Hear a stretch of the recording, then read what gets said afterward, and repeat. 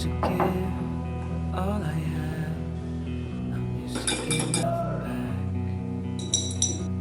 Wherever I go, it's the same. There's no excuses, no one to blame. Sometimes I can understand how it can be so hard to stay out of pain. But with you, everything has changed. Even though we both stay the same. Would you call me on the midnight train? Hey everyone, welcome back to another video. Today I wanted to bring you along with me as I fill this page in my sketchbook. So I really enjoy going to cafes and I'm always taking pictures of my food before I eat it so that I can go home and sketch it in my sketchbook. And more often than not, my order will be a pizza and some type of iced tea. But a few weeks ago, I visited a cafe and tried a bagel for the very first time in my life. I was very excited. The presentation was really pretty and the colors were really pretty, and obviously I went back home and I drew it, but the little sketch made me so happy I decided to go ahead and make a painting for it as well. And as you can probably already tell, I've used a reddish brown colored pencil for the initial sketch for my painting, and I'm just placing a thin layer of burnt sienna over that to start with. There were so many tiny details in the image I used for this painting. I wanted to make sure I had a solid foundation before I began. Even when I made a little sketch on the corner of the other page, I had a lot of fun with all the different ingredients that were a part of this presentation. There's a lot of detail and overlapping of veggies, so going into the painting I wanted to make it a little bit easier for myself and make sure that I don't get confused. So I made sure my sketch was solid. And as a result of that, I kind of didn't quite stick to the reference image. I moved around the pieces and changed the sizes of some of the elements to fit my composition in my sketchbook better. Definitely doesn't look exactly like the reference, but I'm totally okay with that. Obviously, I started out with the bagel, the star of the show. You'll notice I've used the same number 4 flat brush for the entire painting. I have been absolutely loving painting like this recently. The prominent brush strokes, the blocky shapes of colors, super fun. And I especially enjoyed using these blocky shapes and making the bagel look like a round object. And with everything in the painting, really, I had to consciously keep in mind the different planes and the surfaces and the textures of everything that was a part of this image. There is a lot of texture happening. And one of the trickiest parts, I would say, is these wedges. I had some trouble making them look fried. I kept mixing colors that made the potatoes look kind of fresh, so to make them look more fried and covered in seasoning and oil, I had to mix more reds and browns rather than yellows. My favorite part, however, is these little pops of green. They just really pull the whole thing together, I feel.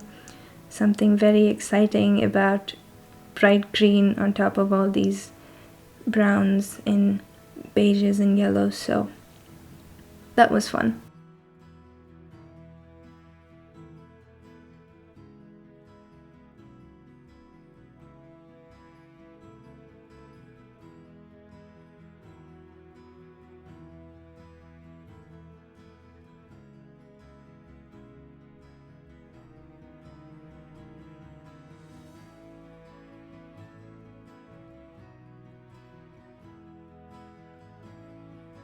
After all the pops of green, we come to the pops of red.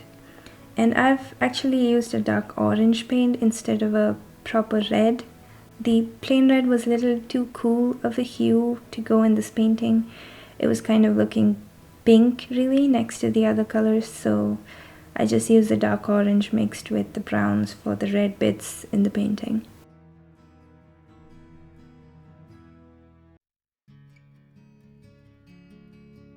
I felt at this point it was missing some contrast, a little bit lacking in the shadows, so I mixed some Prussian blue with the brown to make an almost black color. As a general rule, I try to avoid using straight black from the tube, and if I am in need to use some almost black colors, I will usually mix in a dark blue or a purple with my already existing colors to make my shades for the shadow depending on the painting. This just makes sure that all of the colors in the painting are cohesive, because sometimes the straight black can look a little too much and out of place.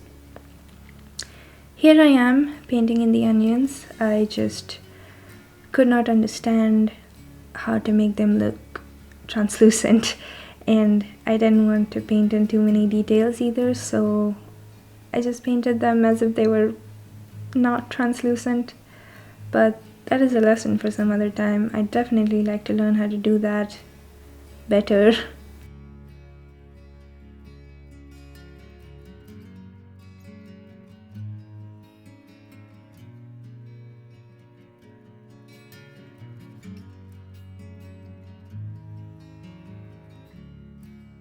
Now for the most satisfying part of the painting, the wooden platter. I love the wooden texture on the platter in the reference, but that probably would have been a little too much texture for the painting to keep the aesthetic that it has. There's already so much going on with the actual food. I decided to paint the platter like this. Only thing though, I wish I had made it a little less warm. I think it's a little too warm, or it's looking a little too warm compared to like with all the other colors next to it. But nevertheless, I'm still very happy with the result, and I have to say I absolutely love the little crack on the platter as well. I think it really adds some character to it. Now we're just adding in some of the final touches, some of the highlights, and again, I'm not using straight white out of the tube for this. There's a little bit of yellow and a little bit of brown mixed into it.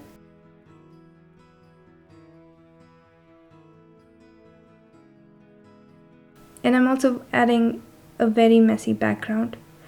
I usually really enjoy messy backgrounds and messy borders like this, but I kind of wish I'd made a proper border for this one. I also abandoned the plate in the background. I drew it initially thinking it would balance out the plateau, but as I was painting I realized it wasn't really adding to the composition, so I just left it.